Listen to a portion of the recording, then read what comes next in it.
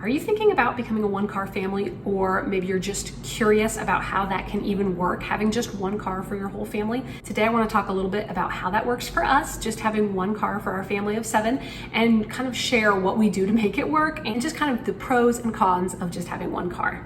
Hey guys, welcome back to the Tex-Mex Mom. I'm Rebecca, and here on my channel I like to share especially about frugal living and saving your family money. And yes, I believe that having just the one car has saved us money, so that is what we're going to talk about today. We've had just one car at several different points in our marriage, but the most recent point being the last 3 years. So we've just had the one car for pretty much exactly 3 years now. So whether you're considering downsizing to just one car or you're just curious how we even make it work, this video is for you. Let's talk about it.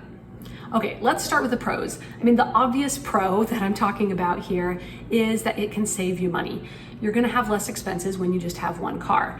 Now, the majority of people finance their car and have monthly car payments. So if that's the case for you, if you go down to one car, you're gonna have one less car payment, which is obviously a huge savings. But beyond that, there's car registration fees, there's yearly taxes. I know those can differ depending on what state you're in. Here in Texas, we have a yearly inspection fee.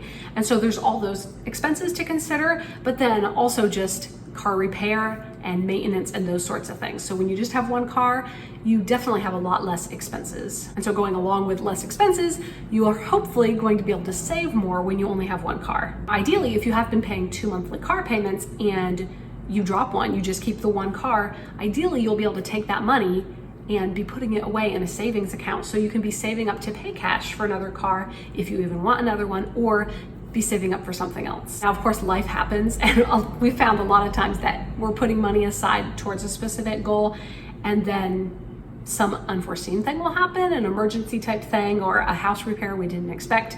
And so then that money will need to be moved towards that expense. But still, that money is money that we saved that we can use instead of going into debt for that expense or that emergency. So for us, it's been really helpful not to have this car payment and be able to save as much as we can, even if it just ends up going towards an emergency situation.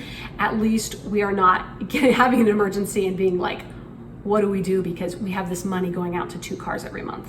Now, a quick word about that. We have always paid cash for our cars, which I know is getting harder and harder these days. Like since 2020, the prices of used vehicles have really gone up. And our current car, we bought back in, I believe it was 2019, I think, 2018 or 2019 for $2,500. And that, I know that's a hard price to get now. Like, car prices are way higher, so I definitely sympathize with that. But if there's any way you can pay cash for a car, it is so financially freeing to not have a car payment every month.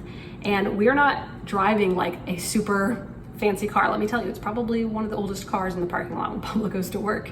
It's a 2008, but it's served us well, and not having a car payment has served us really, really well. But anyways, that's kind of an aside, but talking about the pros, mainly you're gonna have less expenses when you only have one car, and you're gonna be hopefully able to save more. And then just on a personal note for me, since we just have the one car, I feel like it's cut back on my impulse purchases, because when we had 2 cars, I would be more tempted to like load up the kids because I randomly felt like coffee, or randomly felt like, I don't know, a McDonald's McMuffin or whatever.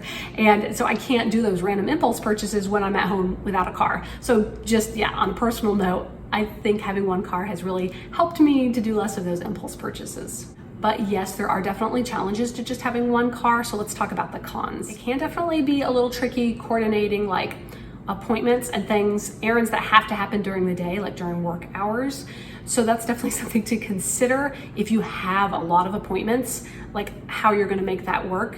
Definitely something to keep in mind. Also, what's gonna happen if your car breaks down and it's out of commission for a week? Do you have any other options? And we're gonna talk about that in a minute, but that's definitely something to consider when you only have one car. What are you gonna do when your car needs to be repaired? And then also just an emergency type situation. You know, if Pablo's at work with the car and I have an emergency at home, I'm not gonna have a way to drive myself and the kids somewhere because I don't have a car. So those are definitely some of the main cons that come to mind. So you like the idea of saving some money on not having that other car payment, being able to save and set aside a little bit more money, but those cons are kind of scary, right? Well, let's talk about some different situations and some questions you really need to consider to decide if this is right for your family. Okay, so first off, you need to consider where you live. Here in Texas, I can totally understand why a lot of people need 2 cars, because many people are driving such big distances to get to places. Like, I know a lot of people that will drive almost an hour for work. And if that was the case for Pablo, we would definitely need to consider getting a second car, because that would be really difficult. So if you are in a place like Texas, it's going to be harder to make it work, although I think you still can. Compare that with living somewhere like New York City. I know a lot of people don't even have cars in New York City because there's such readily available public transportation. And it's even hard to find parking. It's even hard to drive around in the city. It really makes sense for a lot of people not even to have one car. So yeah, where you live definitely plays a big factor into the decision for sure. Also, what your work situation is like is an important thing to consider. For us, Pablo only works like 8 minutes from home. So on days when I need the car and he needs to be in the office, I can just drop him off. It's no big deal. It's not like I'm driving an hour out of the way or whatever to drop him off. His job is also flexible. So at times when our car is in the shop, he's able to work at home, and that is super nice. That has been such a blessing, really, really helpful for us. He's also able to randomly work at home if I need to take one of the kids to an appointment or something like that. So definitely with his job, it's made it very easy, very simple for us to just have the one car. So one of the cons we talked about is, what if your car breaks down and it's your only car? So one of the things that has made it doable for us just having the one car is that our mechanic is very close to us.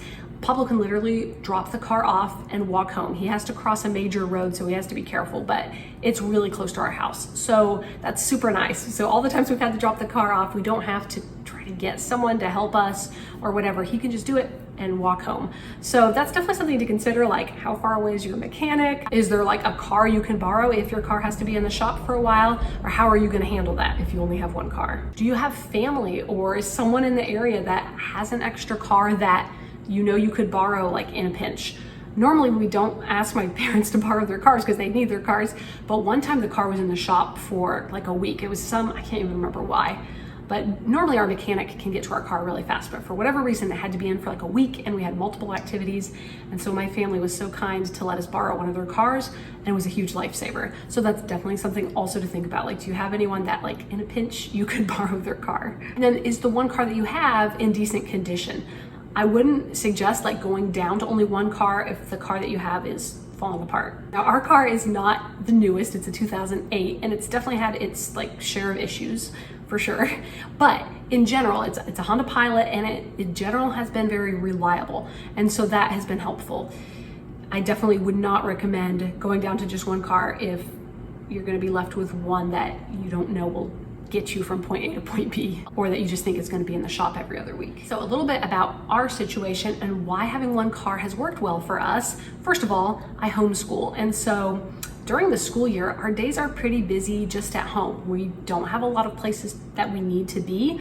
I'm just homeschooling, and so even if we had 2 cars, I really wouldn't be going out and about much. There wouldn't really be time to, because we're in the middle of school. I honestly think I missed having 2 cars more a couple of years ago when the kids were younger, because then I wanted to be going out more and doing different things with them. And we just had a brief period of time where we just had 1 car back when like my oldest 2 were young.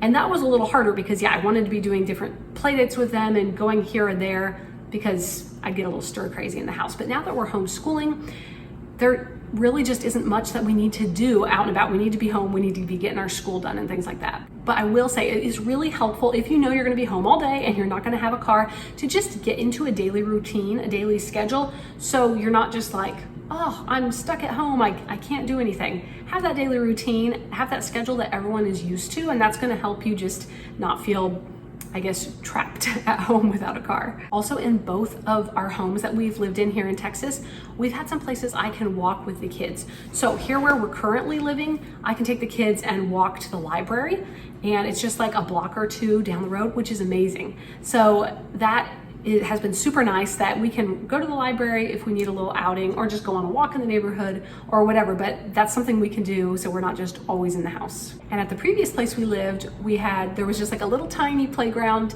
in our neighborhood, and then a neighborhood pool. So I could walk down there with the kids, and we didn't need a car to get there or anything. So that is something else to consider that I didn't mention earlier, but like if you live in an apartment and you don't have any outdoor space, that can be harder, because it's nice to be able to get your kids out to a park or something.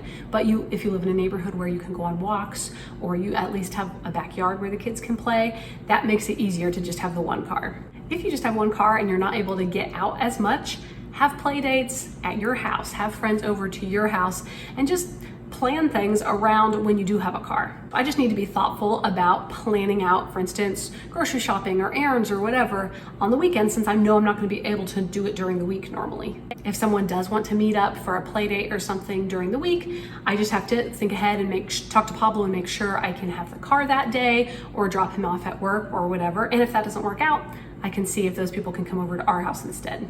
One other thing I'll say is, if you are the person who is at home all the time without a car, make sure that you are able to schedule in some time, like on the weekend, where you're able to get out for a little bit. Even if you have 2 cars, but you're a homeschool mom or whatever, and you're at home most of the time, it can be so refreshing to just be able to get out by yourself just for a little bit on the weekend. I know that sometimes that's hard when you have little kids and they need their mom, but my husband has been so helpful with just letting me go out and get a coffee, or, I will go out to work on my blog or things like that. And it's just so refreshing. Sometimes it's just so nice to get out and drive in a quiet car by myself for a little bit. So especially when you just have one car, make sure that you do plan some little times like that on the weekend or whenever it works, just so that you don't end up feeling like claustrophobic in the house, like you can never get out. And no, I don't feel that way normally. It is nice to get out, but I do not feel like stuck in my house. I'm actually, I would say, very much a homebody, so I generally would choose to be home anyways. But it is nice sometimes to get out by myself too. Okay guys, so all that to say, being a one-car family has its pros and its cons for sure. There are some great things about it, like the money saving, and there are some harder things about it. So it really just comes down to what's best for you and your family. But hopefully sharing my experience just gives you some things to think about if this is something that you're considering. But let me know, have you just had one car at some point for your family? Or maybe you live in a place where you have no car. I would love for you to share your tips and your experiences in the comments. Okay guys, I think that's it for today. Thank you so much for being here. Make sure to like this video, subscribe if you haven't, and I will see you again soon in my next video.